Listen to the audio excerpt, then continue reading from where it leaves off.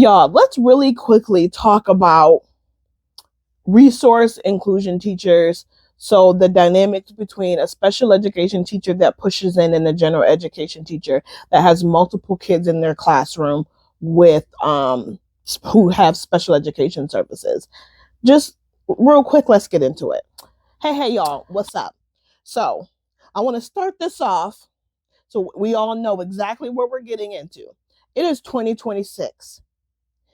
The idea that a gen ed teacher does not need to be implementing or doing any special education strategies or does not need to have any special education students in their class is 30 years outdated.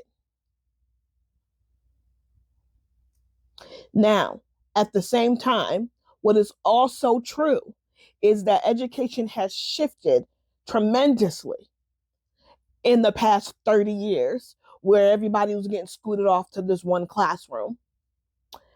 And the training for the general education teachers has not been required, because at least where I am, there's been some.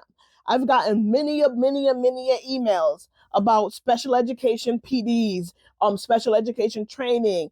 Here's this help to get special education added onto your license. There's been plenty of stuff. Has it been required? No. And do you have also a lot to do? Yes, 100%. Especially the younger you go in the grades, which means the more subjects you teach. I'm K through 12, y'all. I understand. I have to be able to go into any classroom from kindergarten through 12th grade and be able to, and I have to know that content, teach it rigorously 15 different ways at the same time. No one else besides special education teachers do that. So I get it, 110%, that it's a lot. However, the excuse of that's not my job is 30 years outdated. It is 110%. Now, from a special education lens, I have currently, right now my caseload is 30, I think. And there's probably 50 something in the whole school, split between me and another teacher. Our school is very small. Our school is very small, a very small elementary school. However, some kids I push out, some kids I push in. I have to follow the service times, but there's also only a certain number of times in the day. Some service times don't make no sense. So special education teachers, why are we giving these kids 10, 20 minutes of service time? If I see another 10-minute service time, I swear to God, what is a 10-minute service time really doing? However, when I'm pushing into that classroom, I'm not your for content. When I'm pushing in for content, because when I'm pushing in for behavior, that looks a little different in my opinion. When I'm pushing in there for content, I'm not your assistant. I shouldn't be sitting in the back of the room observing. I shouldn't be sitting next to my kid or kids that I'm in there with, specifically helping them, right? What area am I pushing into? Because I should be pushing in to the subject that the kid needs. If they have 30 minutes of ELA, I should be pushing in when they have ELA. Does it always work like that? No. Especially when the districts is like, you can only do this time with this time, 15 times over here with this crossover there. They be giving us mad different check marks that we have to hit, that our hands are tied. So if I'm pushing in for 30 minutes, I'm not your substitute. Can I make it to the PDs? No, I can't. That usually means that I'm not doing a group or service time in order to do it, because I don't my have kids all day. So the intentional getting together with me and the team, I'm pushing in this time for this amount of time. What are you doing in that block of time? Oh, that's this period. We're doing this subject. Okay, give me those lessons. Let me look at the lesson plans. This is how I'll be assisting. You're doing direct instruction. Are we doing mirror? Like you teach one, I teach one. Are we doing you teach one and then and like I'm in the background? going to each individual kids, writing things on the board, flipping through, and then we're pulling kids out separately. Which one of the co-teaching models are we doing? Pick one. Pick a co-teaching model. When the co-teaching models are done properly, the co-teaching models work. They don't work when they're not done properly. So that the time that I'm in there, it's intentional time. They have a gen ed teacher who is extremely knowledgeable about the content, and a special education teacher who is also knowledgeable about the content, but really comes in there with the special education strategies.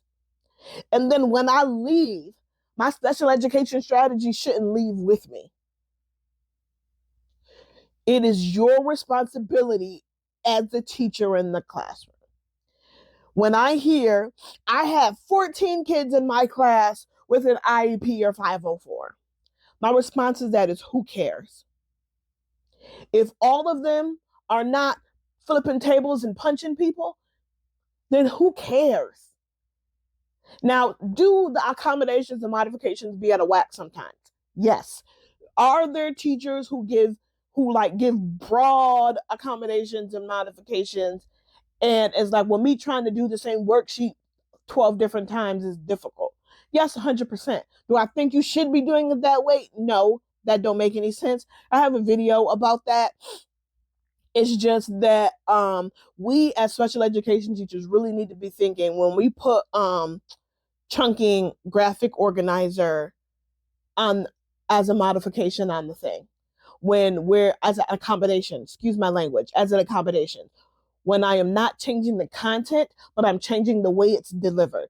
A modification of modified assignments is something totally different. You need a special education. But there's also things that like lowering the reading level and stuff that you can do yourself. Anyways, tangent. But when the accommodation is modified assignments, if the teacher is doing that stuff anyways, if the teacher is giving them outlines, they have they have guided notes, they're using sentence stems, they're using word banks, they give the definitions or make finding the definitions a part of the lessons, then that's no need to be on as an accommodation. Do I put that on mine? If the teacher isn't doing it, then yes. So now you're end up doing something different than you're doing with the rest of your students. But all of that stuff, guys, is not special education stuff. The accommodations are tools and strategies that can be used for all kids. The modification of modified assignments, when I am changing the content, when I am changing the worksheet or the lesson to a lower grade level, I'm changing the content. That is not what I'm talking about. But the regular strategies, those don't need to be a modification, accommodation if the teacher is doing it anyways, because it's just a well-practiced strategy that is backed in theory and experience. Is the accommodation pages perfect? No. There is no set, just like anything else in education, there is no set standard. So, which means teachers do stuff differently, districts do stuff differently, schools do stuff differently. But this is where we meet. This is where we bridge. If I'm in there for a certain amount of time for content, we need to pick a co-teaching strategy so that when I'm in there, I literally hit the ground running. This is what we're doing. I'm jumping in. We're splitting up. We're working together, whatever we choose. The teacher needs to be doing the strategies. If the teacher is doing the strategies, there's no need to then again put that on the IEP, which means the teacher doesn't have to be doing 15 different things at the same time. I am not talking about the kids who are flipping tables and punching people. However, the amount of kids you have in your classroom that have special education services and are also flipping tables or punching people is a very small percentage. Correct me if I'm wrong. Let me know if I'm wrong. But my statement is, not all of your kids who have special education services are physically violent and aggressive. That's my statement. So when I hear I have blah blah kids in my class and this so much of them having that, So what? So what? I don't care. Because we're not 30 years ago. We're not sweeping all of these kids in one room. Now, physically violent and aggressive kids, that's a separate conversation. But kids who are hyperactive, kids whose deficits are educational within certain boundaries, because if they're 3+ grade levels behind, that requires a special education teacher. They don't need to be removed from your classroom because they're not typical. It's just in this day and age, the teacher has to change. You have to be willing and make it a priority to say this isn't her job, this is our job. Because times have changed. And is inclusion perfect? Absolutely not. No, that's a whole different video on what is wrong with inclusion today. And it's specifically from a special education perspective, because there's a whole lot of shit that's wrong with inclusion from my perspective, right? However, one other thing that's wrong with inclusion today is general education teachers thinking that strategies are specifically special ed strategies, and that's not their job. Because it is. Now, because I feel like something I have to circle back to before we end. If I'm pushing into a class for behavior, first of all, I do not believe that if a student knows the skill, that pulling them out of the class for behavior is efficient, is functional. I don't think it helps. Now, if I have to teach them skills they do not know, yes, come with me. But if they know the skills, and this is something that they are choosing to do, if they are able but not willing, they need to be doing that in the general education classroom. Because once they get to me, they're about to do what I say. But it's the generalizing the skills is the part that they need help with, and they can't generalize it if they're in here with me, right? So if I am pushing into a class with behavior, I am solely focused on my kid. I'm not hovering. I might go and tap. I have to do reminders of coping skills and point out the cues and everything, but I am solely focused on the kid that I'm in there with. It's very rarely, sometimes it does happen though, when there's another kid is having or this kid won't stop doing something, everything, and I'll go and I'll intervene. I have teachers who said, hey, while you're in here, like I knew you're in here for something, but I'm struggling with the class doing 1, 2, 3. Can you help me with this? Oh, 100%. This is how we're going to attack it. This is how we're going to attack it. The purpose of my rant is, yes, inclusion is a mess in the US right now. Yes, we have students who are physically aggressive and violent, who are interrupting the environment for other students.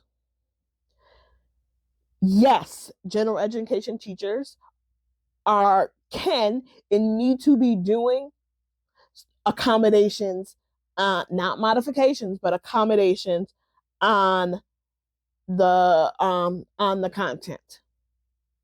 No, special education is not solely me in the general education classroom. All of those things are true at the same time. So, I ranted. I'm sorry, kind of not sorry. Let's talk about it down below. Really give me your input and like in different type of things, especially from a gen ed point of view, because I feel like I ruffled a few feathers. And so I'm going to say again, the kid who is flipping tables and punching people, that's not the kid I'm talking about. That's an issue. That's an issue. That's an issue in your classroom. That's an issue in your classroom. He's an issue. He or she is an issue in my classroom. That kid is an issue. I acknowledge that. That's not the kid I'm talking about. I'm talking about everybody else. The kids who are within a few 1 or 2 grade levels behind, who are doing the content, the kids who are hyperactive, the kids who are defiant on purpose, the kids who really lack motivation and caring. Those are the kids I'm talking about, where I say, I don't care whether they're in your class. Those kids are not my kids specifically, solely. We're not sweeping them, everybody into a room so that you can have the typical kids in your classroom. We're not doing that. But let me know down below.